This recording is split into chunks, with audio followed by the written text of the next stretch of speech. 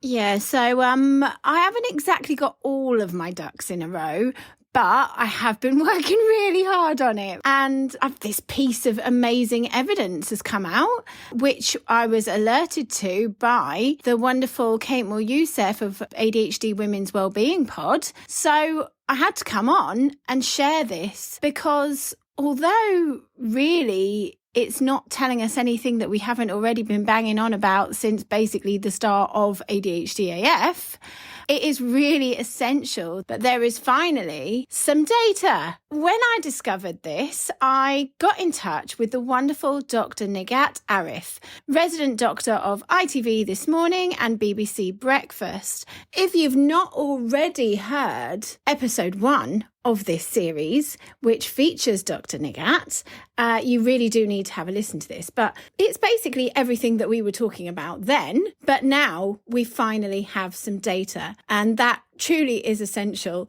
So I reached out to Nighat, who is an absolute legend, and she agreed to come and talk to me again so that we can all benefit. So I'm super grateful to Nighat, and she's wearing a magnificent jumper. I have to fill you in on that because otherwise the last part of the episode will not make sense. So she comes along wearing this incredible jumper with these amazing lips on, which I commented reminded me of the Rocky Horror.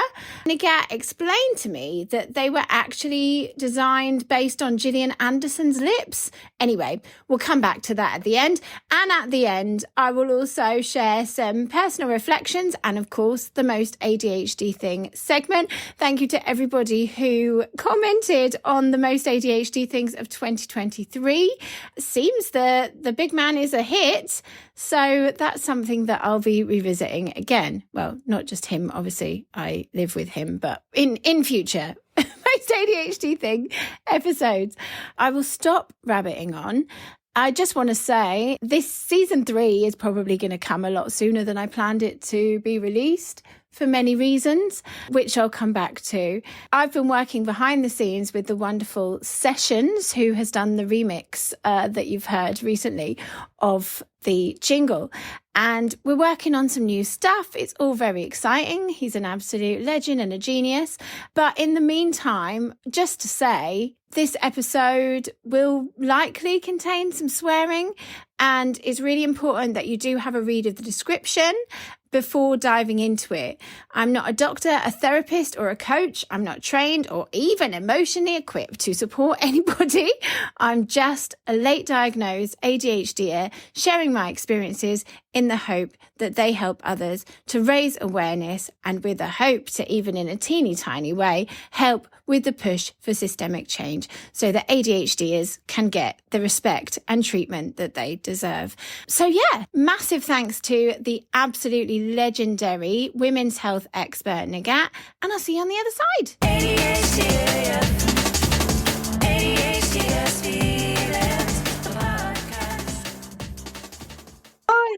Hi, hello, lovely lady. How are you? Oh, I'm just busy today.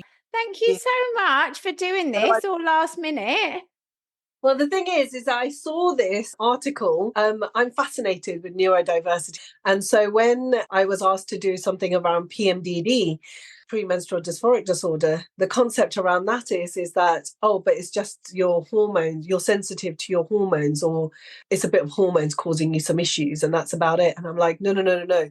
You need to understand that your hormones are intrinsically linked with the neurophysiology of our brain. So it's not just the fact that it's just a bit of hormones going up and down, and that's why we become affected. With PMDD, what's happening is that the data is showing us is that we think that the hormones produced by the ovaries, and they're produced in other places like fat cells, and the brain produces them as well, but they are intrinsically causing neurophysiological change, which means that you're getting severe bouts of depression, irritability, low mood, confusion, suicidal thoughts. And that happens at the time when your estrogen level decreases. So the fact that estrogen is so important to us, and it happens in the luteal phase. And so when this data came across as well, I was like, oh my goodness, no wonder a lot of my neurodiverse patients are so sensitive to their hormones, the perimenopausal phase of life. Yeah, 100%. It's so interesting because obviously we even talked about this the last time that we were speaking together. And it's obviously with this whole idea of lived experience, like being an expert by your own experience, by your own body, knowing that the amount of times we've said on this podcast, my symptoms are so much worse when it's the different stages of the cycle. Or for me, I take medication, like I feel like my medication doesn't work. I've actually been prescribed a top up for the week before my period because it just doesn't work, that I'm supposed to take in the afternoon, which I never remember to do. But so it was really interesting. And there was a previous study done in 2018. This is the one that they've kind of put out a review, but it's not going to be fully published until next month. Multiple hormone sensitivity theory. And it's basically everything we already knew, but at least it's like on paper in a study, that's how things happen, right? This is such a fascinating study because there's three principles that we already know when it comes to hormones and the brain. One is that, yes, our ovaries are intrinsically linked.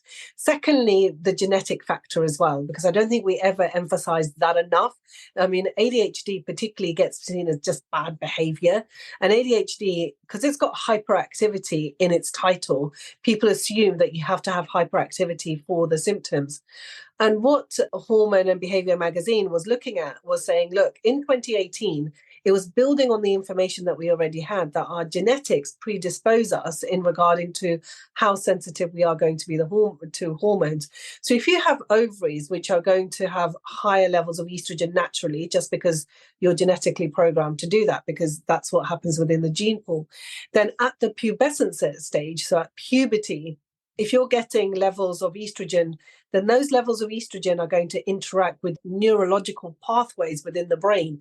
I mean, isn't that mad? That just basically means that you could have hyper-estrogenized neurogenic receptors within the brain.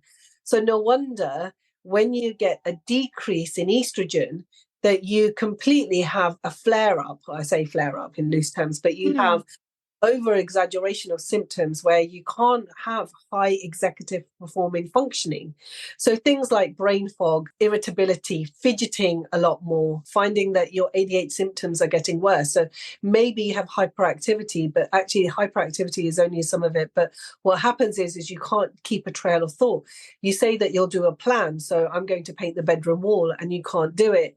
And I think that luteal phase, or that hyperestrogenization that happens in the puberty phase, is so significant. And I think this also made sense to me why things like postnatal depression is so much more worse, that we see it in, say, those that are neurodiverse.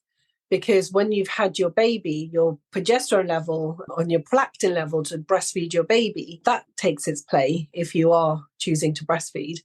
But then as your estrogen decreases, then you're more susceptible to getting postnatal depression. And I don't think that we appreciate the role of estrogen enough in neurodiversity. And we've said that. But this also made sense why we are picking up so much more cases of ADHD at perimenopause and menopause now.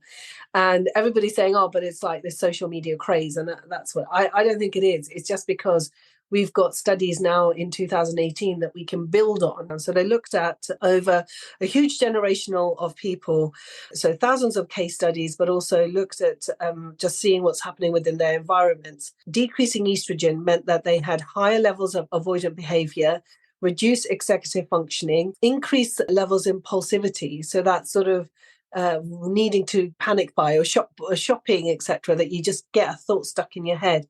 Decreasing estrogen also meant that they had less ability to make clear decisions, and driven by fluctuations of progesterone meant that they had either little attention to be able to stay on something. All the stuff that we see as the estrogen levels are starting to increase, because that's what happens in our cycle, then we found that the ADHD symptoms were starting to lessen. What's really interesting, like when I was reading it, so exactly like you said, it's like one of the things I thought was really interesting was this idea that oh come on, obviously like the stereotypes and it's a little boy thing, but also like in it being identified, the boys were getting picked up say it's 3 times as much. But then as adolescence comes in and the different phases, it starts to level out. And now obviously we've got this because we have the awareness and understand how differently it looks, but we can see exactly like you said with the perimenopausal phase, etc., is that the behavioral changes, the being able to cope are changing. And it's all because of this drop in estrogen that, you know, the plates can't keep spinning or the mask falls down, you know. And also because when you're coming to the the pubescent stage in a female's journey, then actually we are still looking out for the male typical symptoms. Yes. And it's because we are still focused on the male symptomology and we're just saying, yeah, girls are just like this. The other thing that we notice a lot with neurodiverse individuals, particularly with ADHD, is actually their girls, particularly the masking aspect. They're so smart that they will mask their symptoms in different environments. So actually they go even more below the radar. Mm-hmm. So you'll get young sort of, girls at school and the teacher will say, well, she's absolutely fine at school. Yeah. But then at home, it's a completely different scenario where parents are sort of crawling up the walls going, I think my child has ADHD. But instead of supporting that and saying to them, actually, the masking aspect is true, your lived in experience is true, what we're saying is, no, you're bad parents. You need to go to parenting classes to look after you. Because boys can't mask it so well because their diagnosis gets picked up earlier. And not to say that happens with everybody. No, of course. I think it's just really fascinating as well. It's like you said, the idea of the risky behavior. I think it's to me, that's still so funny that is an actual symptom because of course it is, but the risk that you've taken, this is all influenced. There's like research to show that you are more likely to indulge in risky behavior or make bad decisions at certain times because of the estrogen level. I just think that's fascinating. It's so fascinating. So fascinating. And that's why I, as a women's health specialist who looks at my patients' hormones, I'm fascinated constantly that our brains are so, and we're just at the precipice, at the brink of this research, understanding women, because some like a crazy stat, it was only in 1993 that we started seeing women as a separate, female, a separate gender that we need to do research on. I think that the balance has to be sought though, right? We've got to be able to say, okay, we can't excuse risky behavior because, it's my hormones making me do that.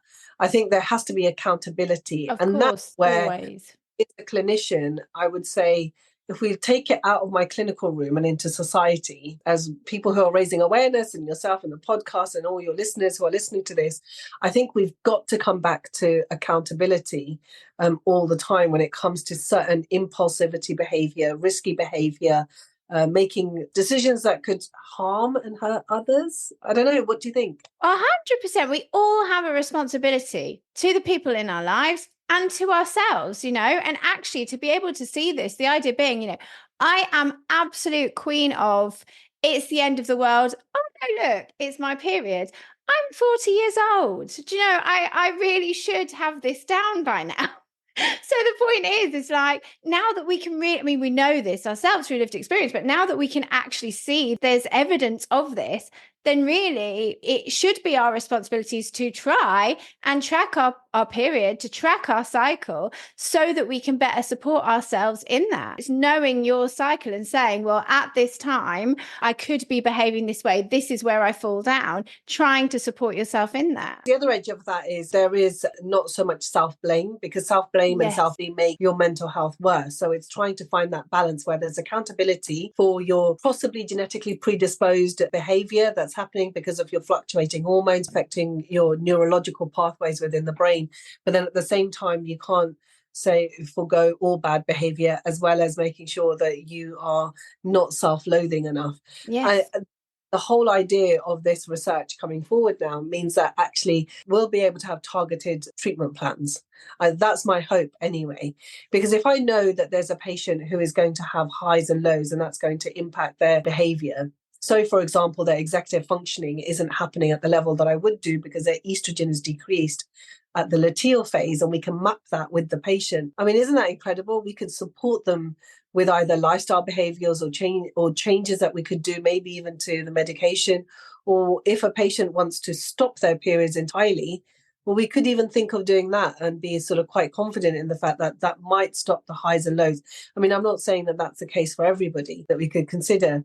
And that could mean that actually, rather than thinking that I'm the problem, I've got solutions as a clinician. And also if it means that that person is able to stay and work, have functioning relationships that don't break down. I know you've spoken that very candidly on the podcast as well. Pin down and financially thrive. That is great. That is actually the golden nugget that we're looking for, right? 100%, because this is what it's all about. However anybody wants to seek treatment, if they can, and if that's within a community, if that's medication, whatever it is that works for anybody, what it's about is quality of life, right? And to have a fighting chance, and to be able to see that and go, okay, this is how this can impact me. It means that we're armed with the knowledge, we can arm ourselves and the people in our lives and the help that we get. It's amazing. If you're finding this podcast helpful and you're in a position to do so, please join our Patreon peer support community via the link in the blurb of this episode. For unheard bonus and full interview video content and behind the scenes exclusives, including a next guest spoiler and first dibs and discounts on our handmade and ethically created merchandise and apparel, and live events tickets. Also blogs, vlogs, live community Zoom blethers, monthly advice from an ADHD coach, body doubling, and access to our Discord, filled with literally like-minded legends from all around the globe, including ourselves, who totally get it, who you can lean on, learn from, and blether with any time.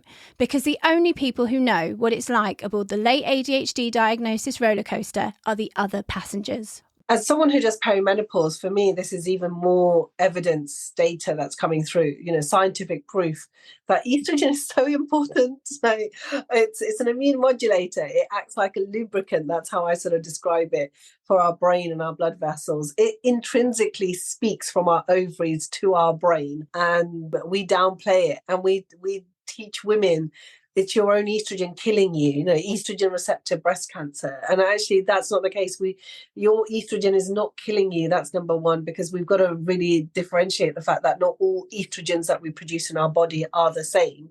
And we're going to get them at different levels in our lifetime, because, we are essentially cyclical, ever-changing beings, and our biology changes from puberty to fertility to menopause and beyond. We're like butterflies, literally. We transition much. Oh, I love it. It's incredible. And I think that the one key bit which I grew up at medical school going, breast positive estrogen receptor breast cancer is positive breast cancer. And now I've completely done a 360, and I realised, no, actually, estrogen is so important for my ADHD patients. Like you say, it's about thrival rather than just surviving. 100%. It feels a bit like teaching your grandmother to suck eggs, because anybody I speak to, we know this about ourselves, but this is massively positive that this is coming out. And it feels like it's the start, like we're going in the right direction, aren't we? Like it is. It is. And you said there, it's like telling someone how to suck eggs, but I would flip that on its head and say, because you know your body the best, you're the best advocate. I will never in a million years be able to be the voice or the advocate for someone who's got ADHD, because I don't have ADHD. I can understand it. I treat it in my clinics. I know how to manage a patient with it, and I can support them through it. But actually, we don't actually have clear and clinical guidelines for that. And yet we have something that's given to us at the moment called the Women's Health Strategy, which means that individuals can tell us on that strategy at different phases, because it's the whole of women's health, the puberty, the fertility years, and menopause.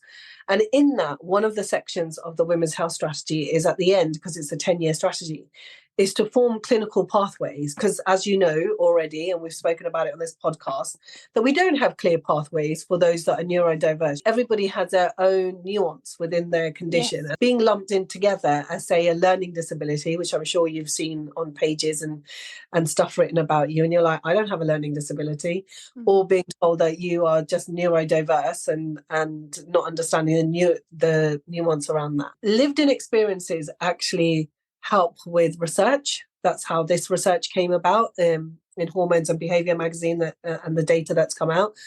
And also lived-in experiences help clinical pathways. So what I'm doing with the Women's Health Strategy, and this is actually a call to those that are listening on the podcast, is that if you are working with any marginalised communities, say neurodiverse, it doesn't mean Black and Asian communities, LGBTQ plus and trans communities who are then also have ADHD. I'm sure that's a whole other sort of barriers that they have to feel. 100%. Or say, for example, you've got ADHD and you've had FGM and you've been asked to come in for a cervical smear. We don't have clinical pathways for that. How do you even manage or speak to someone who has, say, sensory symptoms with their ADHD or fidgeting, and they need to come and have a smear, but then they've had FGM? Do you see what I mean? Yes, yeah. But when we get down to the intersectionality, the current pathways don't serve our marginalised communities. So this is where I want those that are working in that area already and have their lived in experience or their expertise, come and join the Health Collective. But this means that if you join us, you carry on doing the work that you're doing, but it means that myself, Dame Leslie Wigan, politicians, Maria Crawford, who's the MP looking over the women's health strategy at the moment, who knows what will happen at the end of the year when the election happens. But at least then we've got policyholders and politicians who will have to listen to the majority that are within the Health Collective, because then the marginalised communities come together and work together. And I can learn from you and you can learn from me as a Pakistani woman who's dyslexic.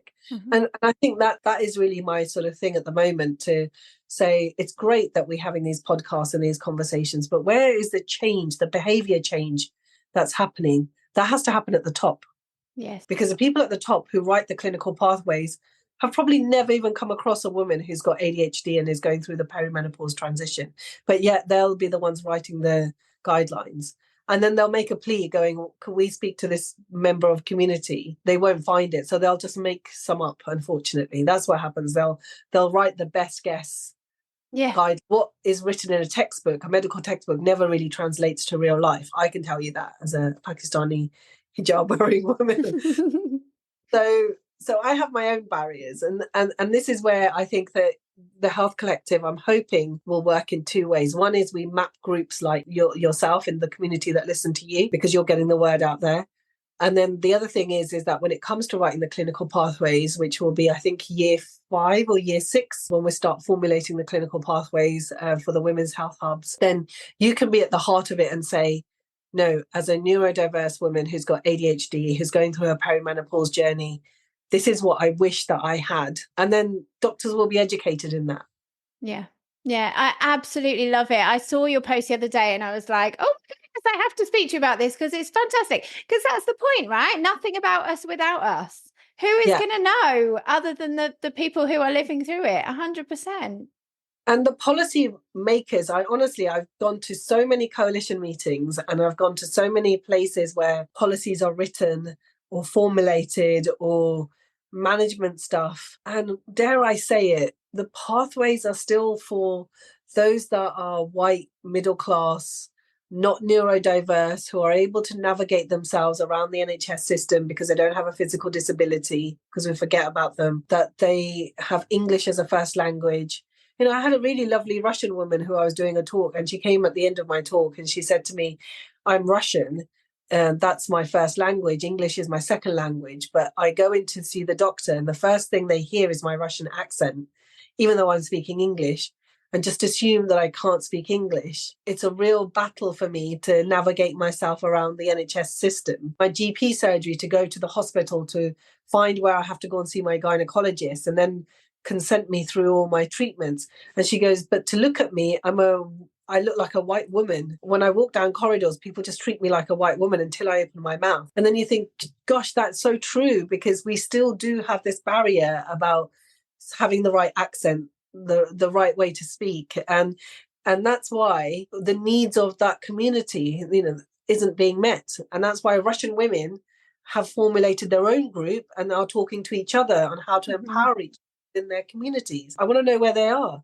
Because I'm the Russian community, Polish community, Ukrainian community, French community, they formulated their own language of how to empower each other when it comes to women's health in the UK, so they can navigate themselves around the NHS. And I've seen that multiple times, and we instantly think of marginalised communities as just say being Black and Asian, when actually far bigger than that.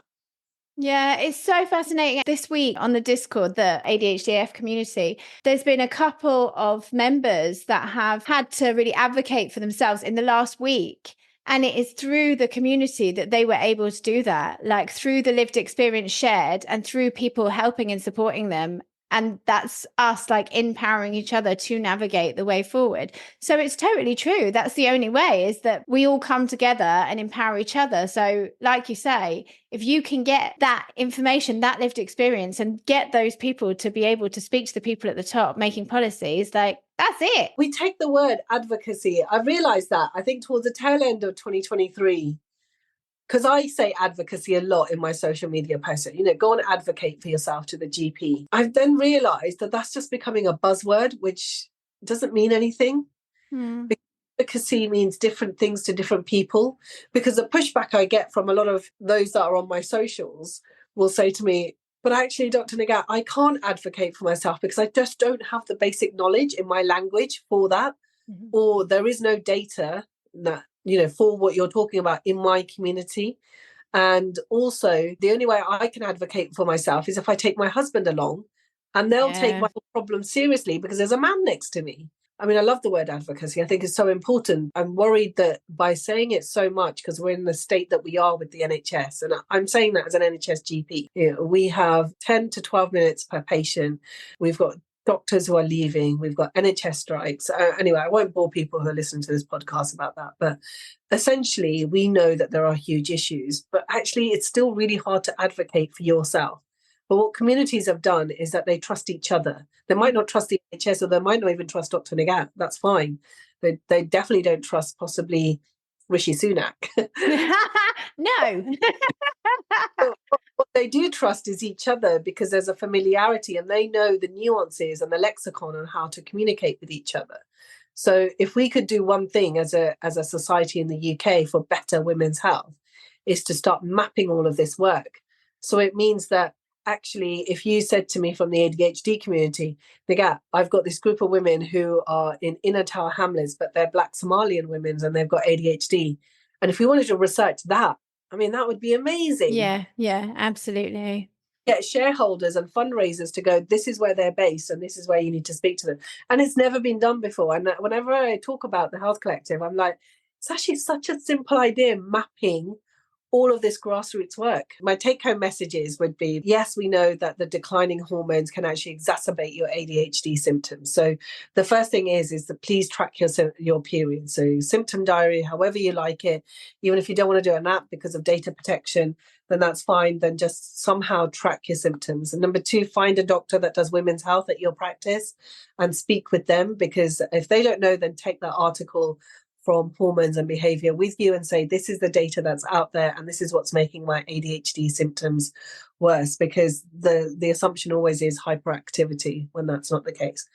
And then have those open dialogues in the workspace, in your schools, if you're a young person listening to this, because it's all about putting an infrastructure and ways to help you manage your symptoms, because the only person that will ever manage this is you.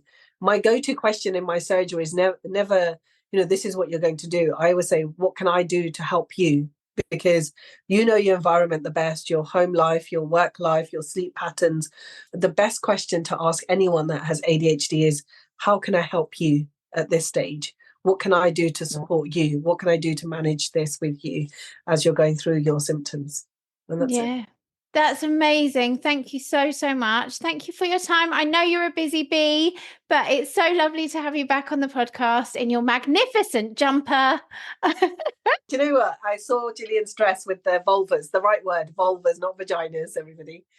And absolutely fell in love with her dress. And because I recently had the joy of meeting her just before Christmas, and I gave her my book. And obviously on the 7th, 8th page, there's a black vulva.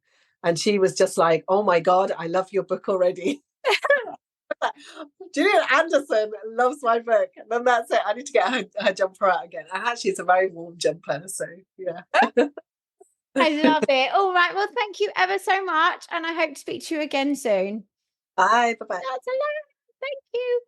So, not necessarily news to any of us that have been banging on about our menstrual cycle and how ADHD impacts it for, this podcast has been going 18 months now. So yeah, it's not news to us, but it is fantastic that this is now available with data, with the proper research being released in February, and just to take Nighat's advice and take this information to your doctor, because as we know, plenty do not know. They are not trained adequately, and so we need to arm ourselves. So this is really a very, very positive thing.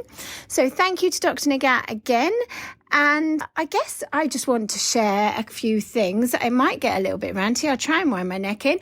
But you know what? I'll start with the most ADHD thing. So obviously, as I mentioned, last episode was the most ADHD things of 2023, and I got my other half big to read them out with me. And I've had so many comments about how much everybody loved it and how many people have been laughing out loud in inappropriate situations. So although not a most ADHD thing itself, I have to share a hilarious what somebody did whilst listening to the most ADHD thing episode.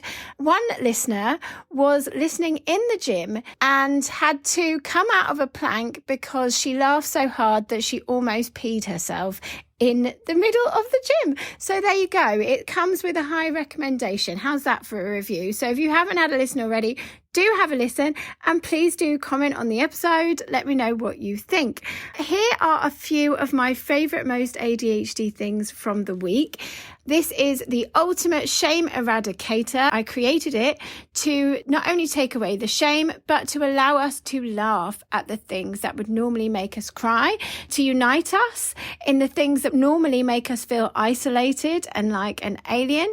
As we know, we are not aliens. There is a whole planet of us. And in posting what is the most ADHD thing you've done this week on the socials, ADHDAF podcast, it's a place for you to dump your most ADHD thing. So when you're up against it and ADHD results in something ridiculous happening, instead of crying, you can laugh at it and think, do you know what? This is the perfect thing to enter into the most ADHD thing of the week.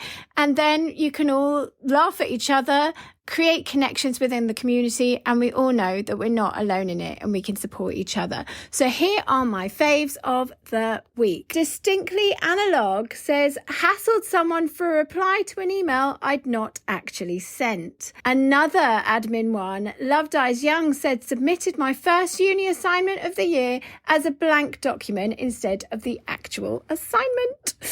This is an absolute corker from Scary Fairy, in which she talks about what is my current hyperfocus. I am absolutely obsessed with Saltburn, and the name I only remember because I say Salt Bay and it makes me laugh every time. Had so little impulse control that mid-circuits class shared the most graphic bits of Saltburn. They did not look impressed or like they were likely to ever watch the film, and all because Murder on the Dance Floor came on. Absolute fucking lols.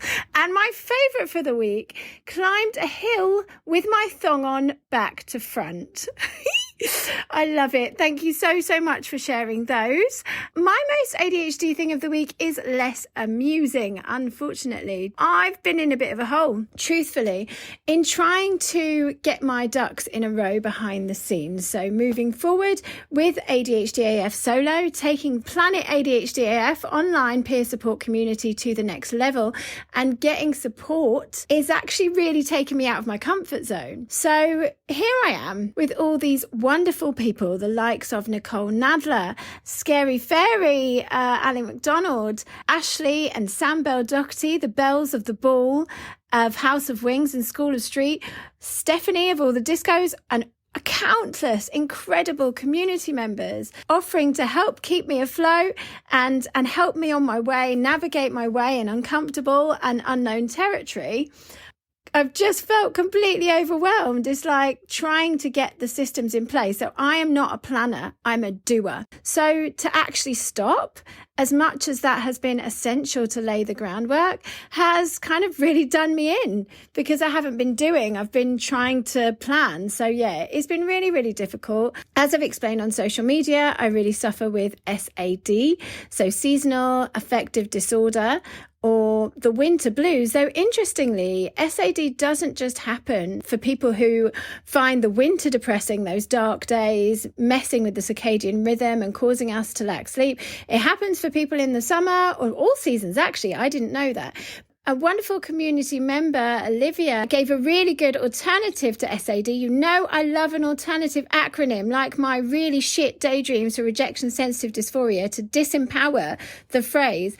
And she shared with me, soon all done. And it really is soon all done. So with Nighat sharing her pearls, to telling us to arm ourselves and giving us this information, you could also massively help by sharing this episode. You can share it on your stories, in social media, Discord, Reddit, LinkedIn, X, whatever public forum you use to get the word out there. You can share it privately on WhatsApp or email to family members or friends that you think might benefit from it. I discovered this research through being tagged by the lovely Kemsley Youssef of Women's Wellbeing Pod, who is featured on this series. If you are a content creator with a platform, be it ADHD content or any kind of content, it's really important to always credit where you get your inspiration from. I've been in a hole lately and had to take myself offline for a whole week, which any of you will know if you've followed for a long time.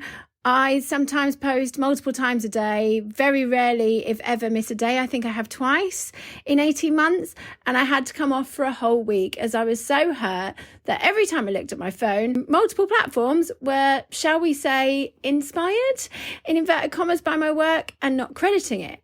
And this not only caused me distress on a personal level because I work so incredibly hard to create original content, but on a justice sensitivity level. Because morally speaking, by not sharing other content creators, you are gatekeeping the community from accessing information that, as I'm told, has helped and genuinely changed people's lives. So just as Nighat said, we need to support marginalised community. I have and will always credit my inspiration. From day dot, I've said, from my end anyway, this podcast was inspired by the ADHD adults, so that if listeners haven't already, they can benefit from their work. Go and listen to them as well. So I very much understand that many in our community do not see themselves as disabled and hate the term disorder. But for me, ADHD has and at times continues to be debilitating. I work hard to create this content and to grow a platform, not for brownie points and blue bloody ticks, but because these discoveries and the originally self-diagnosis, which, by the way, one more time for the people at the back, is valid, the medical diagnosis and treatment that followed and the peer support of the community changed and indeed saved my life. So that means that we all have a moral responsibility to support marginalised communities.